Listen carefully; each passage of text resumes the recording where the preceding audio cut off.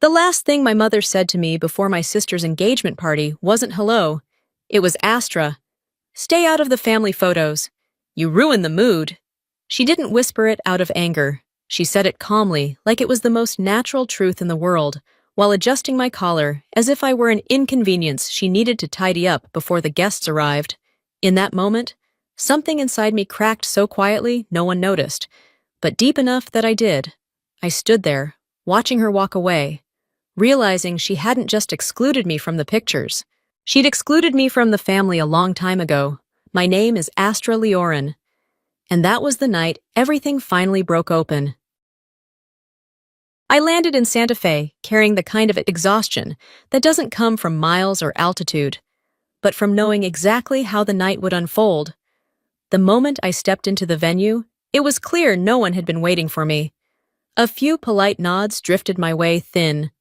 Practiced gestures meant for acquaintances, not family. I moved through the lobby without slowing, letting the noise of the party wash over me like static. Near the photo backdrop, my aunt was fussing over my sister's posture, tilting her chin into the warm light. The second I approached, her expression tightened. She shifted her body just enough to block space beside them and murmured for me to step back so the color palette wouldn't be thrown off. I paused only a breath before turning away. Silence had always served me better than protest. Years spent beneath concrete ceilings and coded lights had trained me well in that. The reception hall stretched out like a map divided by invisible lines. The main tables glittered under chandeliers. Mine sat near the service doors, where waitstaff slipped in and out without looking up. I lowered myself into the chair, pretending not to notice how deliberately the distance had been drawn. From where I sat, I could see my reflection faintly in the window, familiar, but distant in a way I couldn't quite name. I let out a slow breath and reminded myself why I'd come. Tonight wasn't about blending in or being tolerated. Tonight, I intended to end the pattern that had followed me for decades. On my way toward the bar, I passed the VIP section.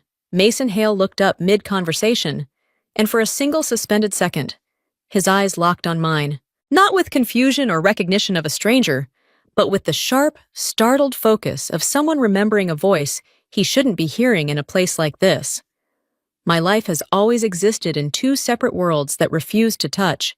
In one, I was the forgettable daughter who rarely appeared in family stories. Someone relatives described in vague tones because they never truly knew anything about me. In the other, I lived beneath layers of reinforced concrete in Colorado, tucked away in a windowless zone where phones didn't work and days blurred into mission cycles. Moving between those worlds felt unnatural, like stepping from silence into noise without warning. People here never questioned why I vanished during holidays or why I avoided social media entirely. To them, it was just proof that I was distant by nature, someone who didn't try hard enough to fit in. They didn't know that nearly everything about my work required discretion, my schedule, my absence, my silence. They didn't know the operations I oversaw would never be acknowledged publicly, or that every successful mission ended with the same instruction: forget what you did and return as if nothing happened. Years ago, there was a night when a SEAL team was minutes away from being overrun. Their comms were fractured, the terrain against them, the odds miserable. I approved a tactical shift at the last possible second, buying them the escape route they needed. The team leader survived with wounds that would have ended someone else. His name was Mason Hale. Seeing him now stirred a faint echo of that night, the clipped radio transmissions, the sudden hush when the gunfire stopped. But rules governed my entire career. No names, no recognition, no identifying myself outside secure walls. Whatever connection existed between us had to remain invisible. As voices and laughter mixed around me, my fingers brushed the faint line on my wrist where an ID band used to rest day and night. A server glanced at the movement, probably assuming I worked venue security, and hurried past. I let the moment slip, settling back into the anonymity this room insisted on giving me. I had never felt lonely underground, surrounded by screens and silence, but here, surrounded by people who share my last name, I felt myself fading more with every minute. Santa Fe looked almost theatrical under soft amber lights. The adobe walls glowed, The guitarist near the courtyard played something warm and slow, and the smell of roasted chilies drifted in from outside. It could have been a perfect evening if not for the constant reminders of where I stood in this family. Someone pointed me toward a seat near the service doors to avoid crowding the main table. Another jokingly wondered if I'd been fixing government printers all week, earning a round of polite laughter. Then came the final sting. Delivered so lightly, it almost passed as helpful, keep me away from the official engagement photos because the palette needed to stay bright. I stayed quiet. But inside, something shifted. I could feel the divide more sharply than ever, one foot anchored in discipline and classified routines, the other forced into a space where I was treated like an unwelcome guest. Belonging felt impossible in either direction. At the bar, I asked the bartender to start a fresh batch. Telling him we were out of time on the current one, the phrase slipped from my mouth before I could stop it. Mason, standing a few paces away, froze. His glass tilted dangerously, and the look on his face carried a recognition I didn't want to see. I turned before he could speak. A cousin intercepted me with a microphone, inviting me to share a few words as the resident federal tech employee. The crowd chuckled. Mason didn't. His expression had gone pale. The kind of pale that belongs to someone remembering a moment that shouldn't follow him into a room like this. I returned to the side table, hoping the shadows near the service doors would soften the tightness growing in my chest. The laughter from the center of the room grew sharper, thinner, almost metallic. Santa Fe's brand of politeness was its own kind of cruelty, warm on the surface, cold the moment you stepped outside the circle. Faces glowed under the yellow lights. Glasses lifted in perfect rhythm, and no one had the faintest idea I was scanning the room with the same instinct I used in briefings, tracking tone shifts, watching posture, predicting outcomes. It didn't take long to notice Mason staring again, not in the way a groom admires guests, but like a man trying to place where he'd heard a sound before. His gaze followed me with attention that didn't belong to a celebration. I rolled the condensation around my glass and pretended not to see him falter. That look wide, searching, unsettled was one I had seen in many operators right after an extraction. When adrenaline stopped masking the truth, when I handed my empty glass to a passing server, I told him to be careful because someone behind him was carrying a heavy tray. The words slipped out of my mouth on reflex. "Watch your six." Mason stiffened as if I'd detonated something directly behind him. His shoulders jerked. The stem of his drink knocked against his cuff. I didn't need to hear him speak to know exactly which memory had just resurfaced. I walked away, but a suited man stepped into my path, one of Mason's teammates. A small pin on his lapel caught the light. His eyes narrowed for a fraction of a second before he drifted back toward Mason, muttering just loud enough for me to catch the edges of his doubt. He thought I sounded like someone from a Red Meridian briefing. I kept my expression still, but my pulse slowed into the careful rhythm I used during tense comms. I took 3 steps toward the exit. Mason shifted as if pulled by instinct, nearly spilling his drink. The droplets hit his wrist, but he didn't flinch. His eyes tracked me like a man realizing the person he was recognizing shouldn't exist in this setting. In that moment, I knew the silence I had preserved for years was sliding toward its breaking point. A SEAL never forgets the voice that guides them out of a kill zone, and my family, blissfully unaware, carried on as if tonight was nothing but a stage for their own social sparkle. My name drifted across the speakers before I had time to brace myself. My mother stood at the front with a microphone, smiling the bright, polished smile she reserved for people she wanted to impress. She motioned for attention, and the room quieted just enough for her to paint me into a corner. She introduced me as her eldest, the one who handled little government tech tasks, assuring the crowd I was the go-to person if anything malfunctioned, especially the Wi-Fi. Laughter fluttered through the guests, soft enough to pass as harmless, but sharp enough to sting. I stood still, letting the humiliation settle like an unwelcome hand on my shoulder. Then a cousin lifted his phone and called out from his table, asking if I could check why his live stream kept freezing. More laughter. The sound rippled outward, bouncing off the adobe walls like a slow-rolling insult. From the edge of the room, Mason had stepped back, his face drained of color, as if the air had just been pulled from his lungs. His jaw locked, the muscles in his face tightening in an effort to remain composed. I recognized the strain immediately. A SEAL can endure chaos, fear, and pain, but watching a superior officer get mocked in public. That was a different kind of shock entirely, one that left no room to breathe. CLBN near the stage noticed Mason's posture before anyone else. His brows tightened, and he lowered his glass with a silent understanding. Something in the room had shifted, and he could feel the tension gathering like a storm front. Then my sister bounded onto the small platform, glowing with excitement, eager to keep the energy high. She joked that I was always too serious, reassuring everyone that my work wasn't dangerous at all. The crowd roared with laughter once more. I looked at Mason. His expression had solidified into something unmovable, shoulders squared, breath measured. A man trying desperately full not to react the way his training demanded. One more inch, one more insult, and the truth I had kept buried would crack through the surface. As the laughter swelled again, Mason set his drink down slowly, inhaling like someone preparing for a command he never expected to give in a place like this. Another SEAL across the room caught the shift and gave him a barely perceptible nod. The air grew heavy, the room drew still, and I felt it the countdown to everything I had tried to keep hidden finally reaching zero. When I stepped off the stage, the laughter didn't fade so much as it warped. The tone shifted less mocking, more uneasy, as if people suddenly sensed a shape behind the curtain they hadn't noticed before. A few guests watched me with narrowed eyes, their expressions no longer dismissive but puzzled, like they were trying to place me in a memory they weren't sure belonged to them. That was the first sign the night was turning. I reached the side table for a glass of water, only to hear a clipped, metallic ma'am behind me. The sound hit the air with the unmistakable edge of military reflex. Mason stood a few feet away, color draining from his face the moment he realized what he'd said. A relative glanced between us, confused why he sounded like someone receiving orders.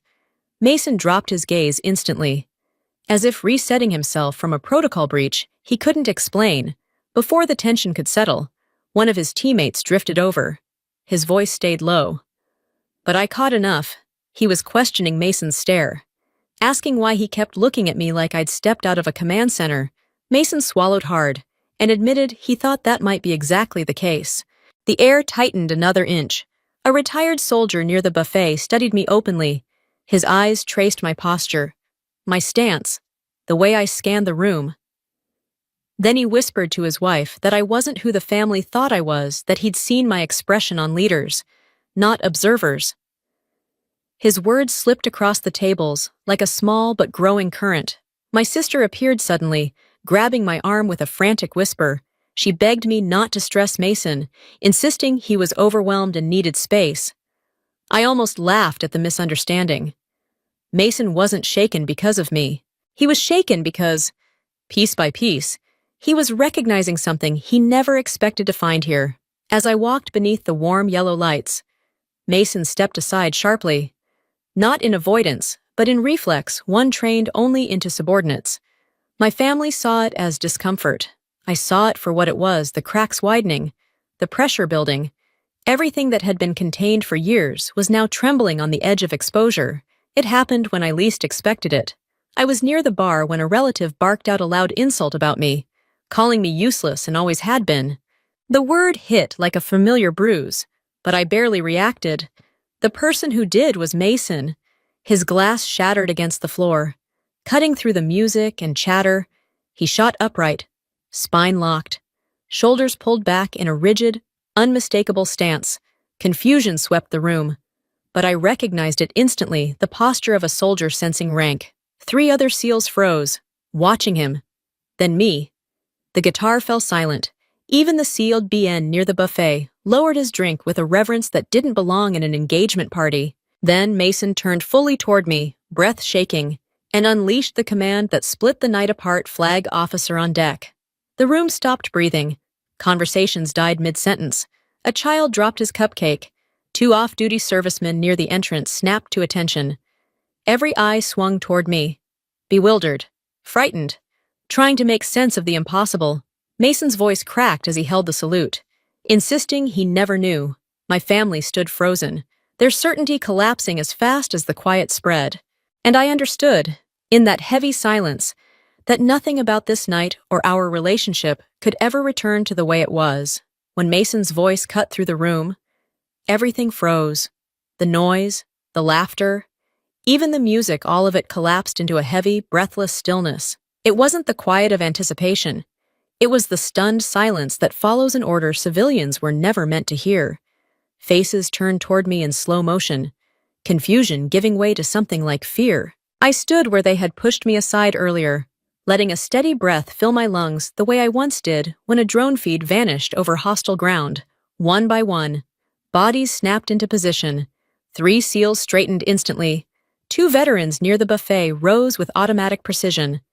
A reservist followed a beat later, and civilians scrambled upright, terrified of appearing disrespectful. In moments, the engagement party looked like a formation. None of them knew the truth. They were responding to a flag officer. I raised my hand, not to Mason, but toward the family who had spent years shrinking me. As you were. My voice dropped into the center of the room, and nobody dared move. My mother stared as if seeing a ghost she had lived with her whole life. Mason tried to speak, trembling. I stopped him gently.